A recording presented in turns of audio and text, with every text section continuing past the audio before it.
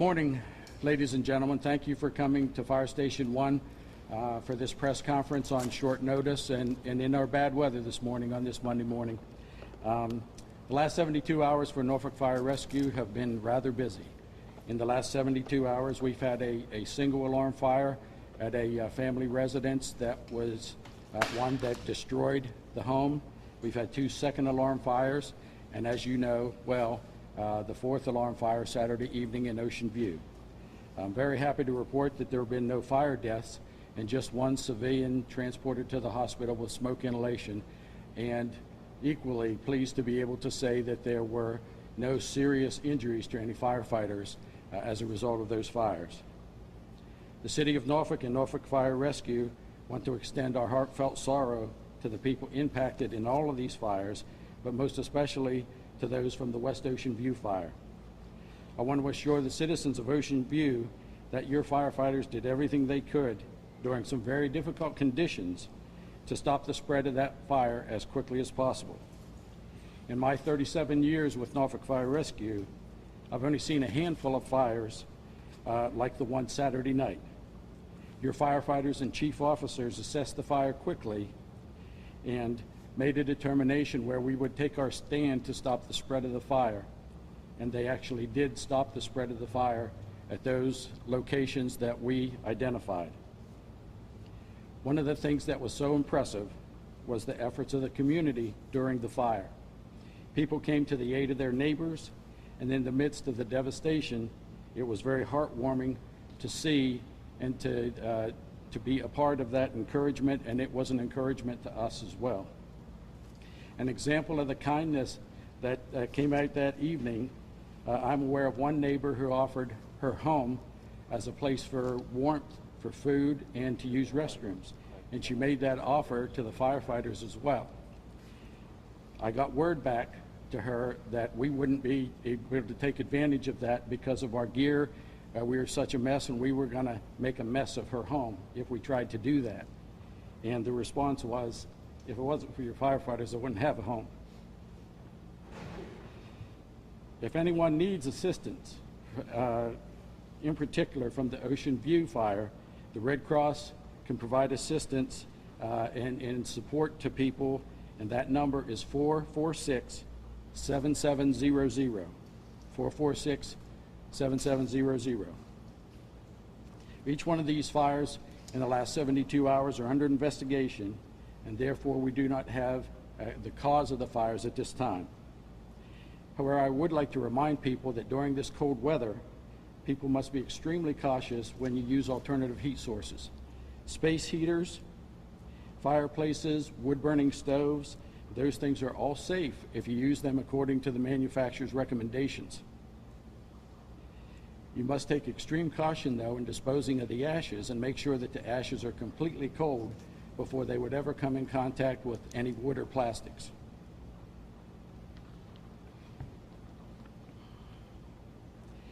I'm grateful that your weather folks are telling us that we're going to have some warm days ahead, but I'm sure the cold weather isn't over, so please be careful as we have more cold weather before this winter is over, that you are cautious about how you maintain warmth. But I can tell you that in Norfolk, and we are pretty much representative of the information across the country, unattended cooking fires and fires with dryers are the primary causes of fires in residential locations. And so please never leave food unattended. Please make sure that you follow the manufacturer recommendations for cleaning out dryers. We truly don't know the causes of these fires yet, but I do think that it's fairly safe to assume that cold weather may have had some impact on these fires the last 72 hours. And please, I would say that as good as our firefighters are, smoke alarms will save more people than our firefighters ever will. And so if there's any advice or information that our residents need, you can call Norfolk Cares, and we will follow up with information on safety tips. If you need a smoke alarm, if you need a alarm, you don't have one, or you're just concerned as to whether it's in the right location or whether the ones that you have work, You call us and we will send a fire truck by, we will send someone by to check it out for you and give you advice. It's extremely important that you do that, and as I say, smoke alarms save more lives than firefighters ever will. I need to extend and want to extend a heartfelt thank you to many groups. The fire departments that assisted us today with the second alarm and Saturday evening with the fourth alarm fire in Ocean View. The federal firefighters from Navy Region Mid-Atlantic were on scene in Ocean View. Virginia Beach Fire Department responded with mutual aid and assisted us in covering our calls, as well as the Chesapeake Fire Department. We average about 120 calls a day, and those calls for service didn't stop while that 4-alarm fire was going on. And for us to be able to provide service to the rest of the city, we needed our mutual aid neighbors to help us, and they did. In fact, Ladder 2 from Virginia Beach worked the fire on Parkview while the Ocean View fire was going on. Outside agencies that provided assistance were the Red Cross, the Ocean View, and Farm Fresh took it upon themselves to bring us food and coffee. No one asked them to do it. They just came and helped, and it was much appreciated. I want to thank all of you because you helped. The media helped us to get information out because after the fire and during the fire in Ocean View, we knew that there were many people that had issues, but we didn't know where they were. I think people are probably still in shock over that fire, but you are helping us to get information out to them so that we can make sure that they get the assistance that they need. And so thank you to the media. I want to say thank you to Team Norfolk. I don't know whether that's a term that you are familiar with, but that's what we refer to ourselves. We're Team Norfolk. The Norfolk Police Department was there. They helped us with evacuations. They provided traffic control to try to help keep people safe, but I know that in some instances they were chasing down flying embers and stomping them out with their feet Saturday night. So the police department really stepped up to help us. The Emergency Operations Center stood up to help with sheltering. A shelter was set up at the East Ocean View Rec Center.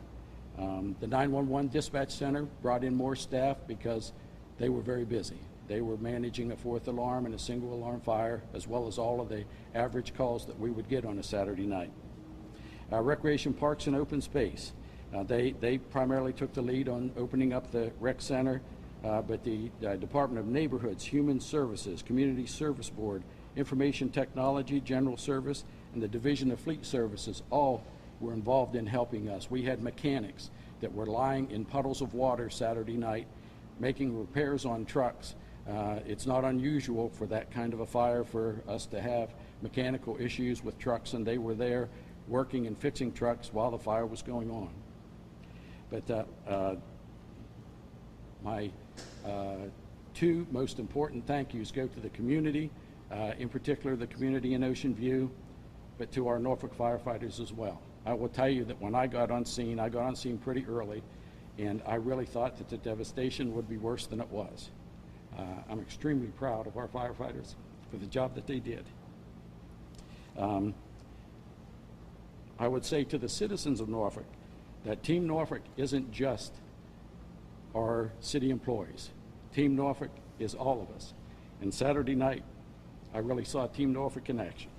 And I just want to say thank you. And I would like to say thank you to all. Be safe and take care of each other. Now, I could answer a question or two. Like I said, all of these fires are under investigation. We just had a second alarm this morning off of Hampton Boulevard. Some of the crews right here from this station were at that fire. Chief Sales was the incident commander. To my left here, he was the incident commander for the fire in Ocean View. Chief Williamson, you all know him. He's our PIO. And so we do have a little bit of information. I do have some information that I just got about 10 minutes ago. The fire in Ocean View, there were 14 buildings damaged, 8 were destroyed, and we're still getting a good account of the number of units that equals. There were at least 25 units involved and at least 30 to 40 people displaced, but we are still working on those numbers, so I would tell you that I'm not certain that those are exact numbers, but we are actively working, even as we speak, to make sure that we help the people that need help. And so I could take a few questions if you have any, and if not, why I do appreciate you coming on short notice so that we could get some information out. Can you just quickly repeat those numbers again? Certainly. There were 14 buildings damaged by the fire. 8 buildings were either destroyed or will have to be torn down because they're beyond repair. We know for certain that there were at least 25 individual rental or condominium units associated with those buildings, and at least 30 to 40 people displaced. But again, I believe those numbers are probably a little bit small now. We're still evaluating and adding things up. So you're talking about a total of 22 buildings impacted by No, those? No, 14 buildings, 8 of those 14 were destroyed. Gotcha. Yeah. Is there any reason to believe or think at all that there is a criminal side to this, like an arson, or you think this is all weather related? We have no indication that there would be any type of arson activity. It is under investigation, and we certainly rule out that type of a thought, but at this point, no. We have nothing to indicate that that would be the case. And as is often the case, although this is part of our investigation, I see you with your phones. We have video that we're looking at from the folks that were there before we arrived. And so that's going to be helpful too for us to determine the cause. What do you think the timeline would be until there is a cause determined? Well, the investigators actually were going to begin to go through the rubble in the area of the origin of the fire, but we're talking the origin being a building that no longer is standing. The weather's hampered us a little bit. We're going to delay that activity for today. I would say to you that it's probably in the neighborhood of weeks. 1 or 2 weeks would probably be a good guesstimate at this time. But you did find the building where the origin is? Well, we know where the building of origin is, yes, based from the eyewitness reports and from video. Chief, it looks like you're getting pretty emotional talking about this, talking about both the community responding and your firefighters. And you mentioned the calls just didn't stop this weekend. Can you talk about the impact that has on your crews and how they're doing? It's difficult. Just to give you an example, the firefighters that responded around 7 p.m. Saturday night, they left 12 hours later.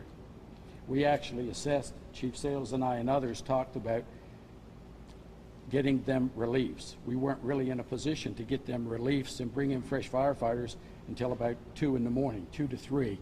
And we made a decision to leave them there rather than get them a relief, because a relief would mean that they would come back to a station, get on a fire truck and start running calls. And we were actually at a position where we were monitoring the building, hitting hot spots and things, and there was actually less energy exerted at that point for the few hours until 7 o'clock Sunday morning when they could be relieved than if we put them back in the station and put them on another truck and started sending them on calls again. So we did think about that, but it's difficult. The crew that fought the second alarm fire this morning are some of the same people that were working Saturday in Ocean View. And I heard on the radio one of the chiefs say, the crews that are working, we're going to need reliefs a little quicker because they had 24 hours to recover and they're back at it again. And so the adrenaline gets us through, but when it wears off, you start to get pretty tired. And I know what they go through. And now I would just say, certainly, folks understand that we do what we need to do. We bring in extra people if we need to. We would call in other shifts if that's necessary. But the firefighters, they put their heart on the line. They put and sometimes their lives on the line. And in Ocean View, some of them did. Because while we were pretty certain that we were protecting property, because initially we assisted people with evacuation, and we made one rescue. And what that means for us is if you can get out on your own, you just need to be led and helped. That's an evacuation. If you can't get out, that's a rescue. And we did perform one rescue in Ocean View, but they were putting their lives on the line to save property. And I'm extremely proud of that. Can you talk about mean, it's pretty impressive that only one person was taken to the hospital, and just, I mean, watching back the video of all these fires, that the firefighters were hurt. Can you talk about what lessons you might take away from this, what worked for you, what didn't work for you? Well, I mean, it's a little too early to know what didn't work, but what I would say is, in Norfolk, we are really beginning to ramp up a campaign of our public safety law enforcement brothers and sisters say, see something, say something. In our world of fire and EMS, we say, see something, do something.